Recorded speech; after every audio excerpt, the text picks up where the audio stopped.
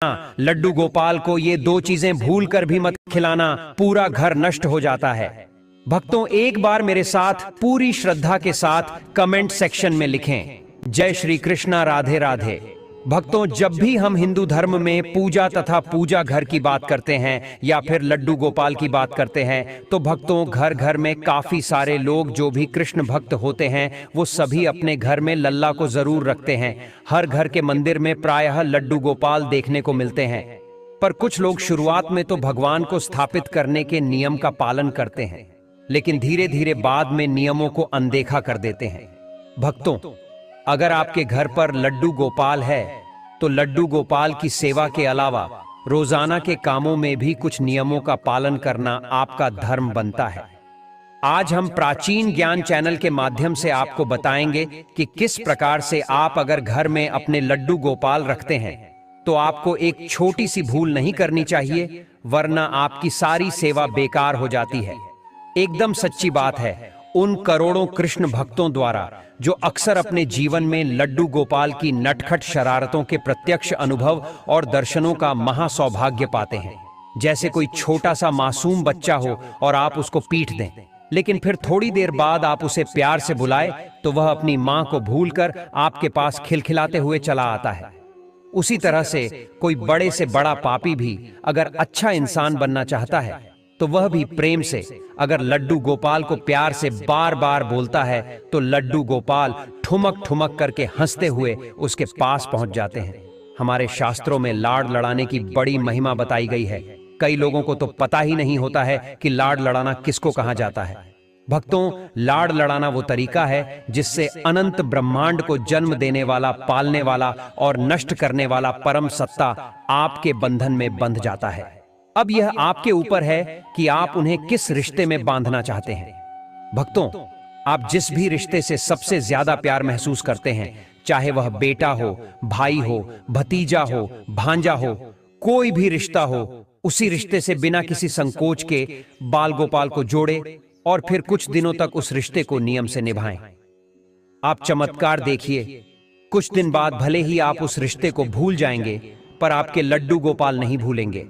भक्तों, आप देखेंगे, आपको जानकर आश्चर्य होगा कि जब रिश्ता लड्डू गोपाल आपसे निभाते हैं तो दोस्तों, मैं जानता हूं सुनने में थोड़ा सा अजीब लगेगा, और लाड़ लड़ाने में बस यही गहरी मानसिकता होती है कि लड्डू गोपाल से हमारे या आपसे जो भी रिश्ता आपने जोड़ा है, मन ही मन, अंदर ही अंदर आप वो रिश्ता निभाते रहे। और मन में अगर भावना करने में दिक्कत आ रही है तो आप चाहे तो कोई भी मूर्ति या किसी भी तस्वीर का सहारा ले सकते हैं। अगर मन में लड्डू गोपाल को खाना खिलाने में एकाग्रता नहीं हो रही है तो मूर्ति के सामने भोग लगाएं, दोनों में कोई अंतर नहीं है। इस प्रेम की सच्ची गाथा मैं आपको एक छोटी सी कहानी के माध्यम से बताता हूं। भक्तों, आपको सुनकर बहुत ही आश्चर्य होगा। एक बार की बात है, दो बूढ़ी औरतें थीं, दोनों ही वृद्ध स्त्रियां थीं, दोनों पड़ोसन थीं और उन दोनों में बहुत ज्यादा दोस्ती थी और उन दोनों का संसार में कोई नहीं था, इसलिए एक दूसरे का हमेशा साथ देती थी, एक दूसरे का हाथ बंटाती थी। एक स्त्री उसमें से हिंदू थी और एक जैन थी जो हिंदू थी। उसने अपने घर में लड्डू गोपाल को विराजमान किया हुआ था और हर दिन बड़े ही प्रेम से लड्डू गोपाल की सेवा करती थी, उनको स्नान कराती, धुले कपड़े पहनाती, दूध फल आदि भोग अर्पित करती है। भक्तों, यह उसका नियम था। वह स्त्री लड्डू गोपाल के भोजन का विशेष ध्यान रखती थी। सर्दी हो, गर्मी हो, बरसात हो, हर समय, हर मौसम के हिसाब से लड्डू गोपाल को खाने की चीजें, नए वस्त्र, खिलौने आदि बाहर जाती तो भी लेकर आती थी। लड्डू गोपाल के लिए उनके मन में बहुत ज्यादा प्रेम था और हर समय सेवा भाव में लगी रहती है। भक्तों, एक बार हिंदू वृद्धा 1 महीने के लिए तीर्थ यात्रा पर जा रही थी। दूसरी स्त्री को भी उन्होंने चलने के लिए बोला, किंतु वह अधिक वृद्ध थी, इसीलिए उन्होंने मना कर दिया। अब कुछ दिन बाद वो हिंदू वृद्धा तीर्थ यात्रा के लिए निकल गई। उसके जाने के पहले उस पहली वाली हिंदू औरत ने उनको लड्डू गोपाल की सारी सेवा समझाई और पूछा कि आप लड्डू गोपाल की सेवा कर लोगे?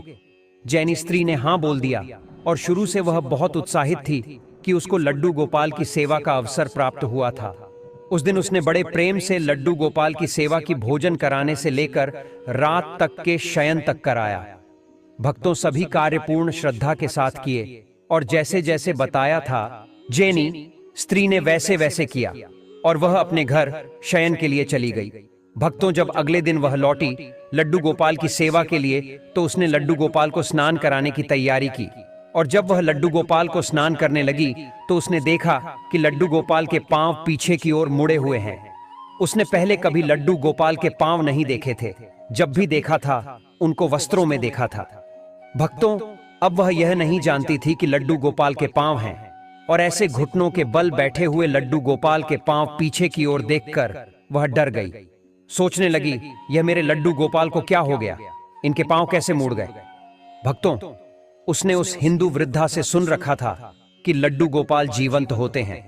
उसने मन में विचार किया कि मैं इन पैरों की मालिश करूंगी, हो सकता है इनके बाम से ठीक हो जाए। भक्तों बस फिर क्या था, भक्ति भाव में डूबकर वह भोली भाली जैन वृद्धा महिला ने लड्डू गोपाल के पैरों की मालिश शुरू कर दी।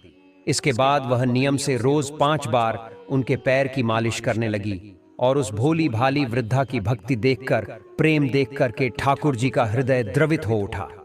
भक्तवत्सल भगवान ने अपनी करुणा, अपना प्रेम उस वृद्धा पर उड़ेल दिया और एक दिन प्रातः जैन वृद्धा ने देखा कि लड्डू गोपाल के पांव ठीक हो गए, वह सीधे खड़े हो गए थे।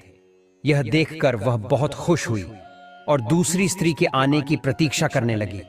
कुछ दिन बाद दूसरी वाली स्त्री जो हिंदू स्त्री थी वह आकर के लड्डू गोपाल के उसने दर्शन किए तो डर गई और रोना शुरू कर दिया और अचंभित हो गई और पूछा कि मेरे लड्डू गोपाल कहां गए। यह सुनकर जैन ने उनको सारी बात बताई और यह बात सुनकर कि वह वृद्ध स्त्री सन्न रह गई और उनको लेकर के अपने घर आ गई। वहां जाकर उसने देखा कि लड्डू गोपाल मुस्कुरा रहे थे। वह लड्डू गोपाल के चरणों में गिर पड़ी। अब वो बोली, है गोपाल, आपकी लीला निराली है। मैंने इतने वर्ष तक आपकी सेवा की किंतु आपको नहीं पहचान सके। तब जैन वृद्धा से बोली कि तू धन्य है, तुझे नहीं मालूम कि हमारे लड्डू गोपाल के पांव तो ऐसे ही हैं पीछे के, किंतु तेरी भक्ति और प्रेम ने लड्डू गोपाल के पांव भी सीधे कर दिए हैं। उस दिन के बाद उन दोनों स्त्रियों के मध्य प्रेम भाव और अधिक बढ़ गया और मिलकर लड्डू गोपाल की सेवा करने लगी। जब तक दोनों जीवित रहीं, लड्डू गोपाल की सेवा करती रहीं। भक्तों हम कितनी एकाग्रता से मन में लड्डू गोपाल की ध्यान से सेवा करते हैं वह मैटर करता है।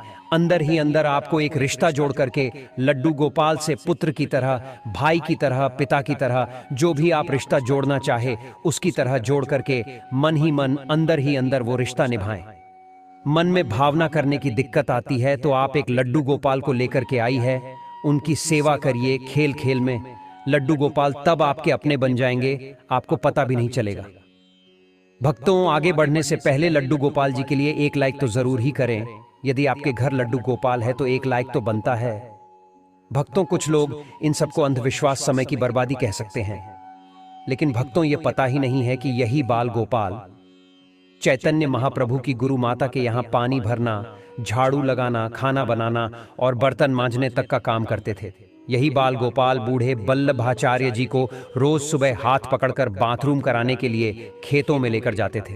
और मित्रों मैं क्या कहूं, बाल गोपाल की बातें कभी किसी गरीब भक्त की लड़की की शादी के लिए कैसे रुपए घर में रखे। नरसिंह की कथा आपने सुनी होगी और कभी किसी भक्त को दुश्मनों के जानलेवा हमलों से बचाया है।